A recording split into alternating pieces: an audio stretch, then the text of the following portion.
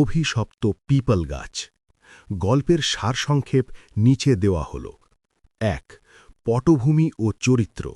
গল্পের প্রধান তিনটি চরিত্র হল আরব, নমন এবং বেদাংশ, যারা দিল্লি বিশ্ববিদ্যালয়ের ছাত্র এবং একই হোস্টেল রুমে থাকে।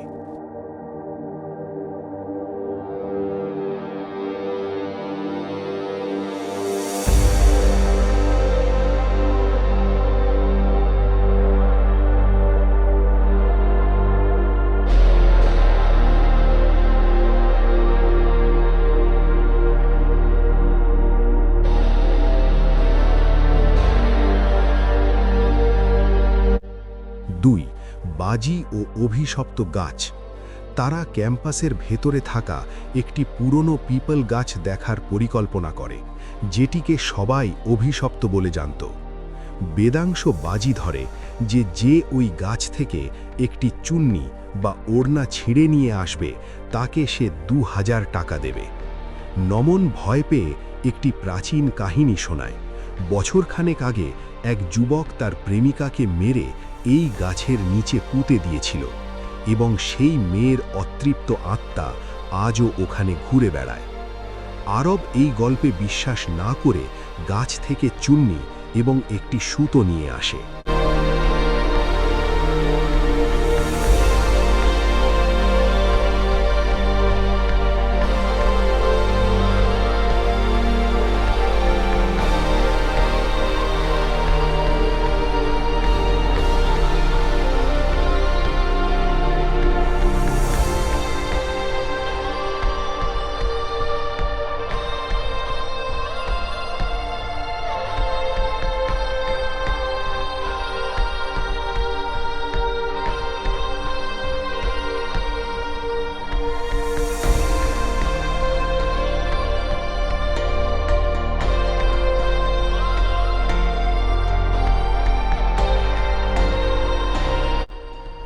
হোস্টেলে ফেরার পর থেকে তাদের সাথে অদ্ভুত সব ঘটনা ঘটতে শুরু করে। আরব জানালার বাইরে একটি ভয়ঙ্কর ভূতনিকে দেখতে পাচ্ছিল, যা অন্য কেউ দেখতে পাচ্ছিল না।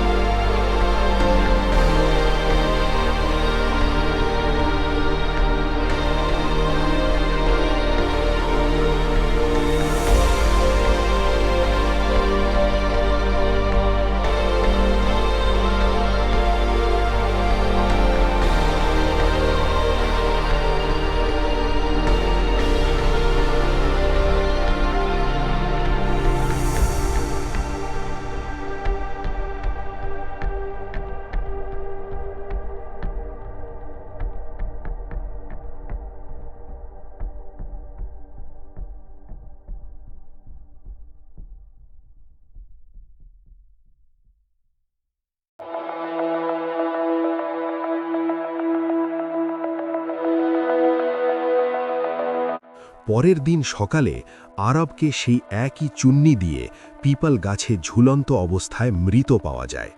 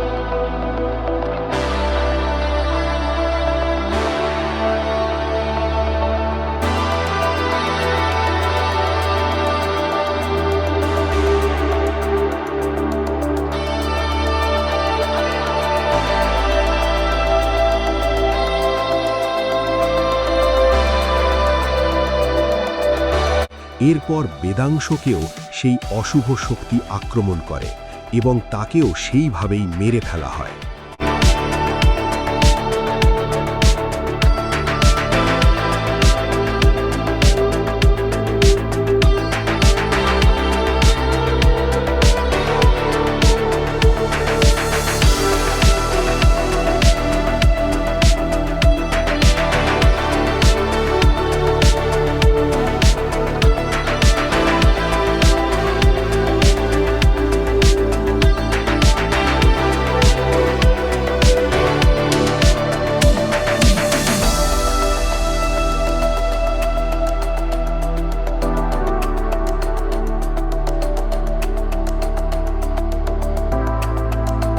4.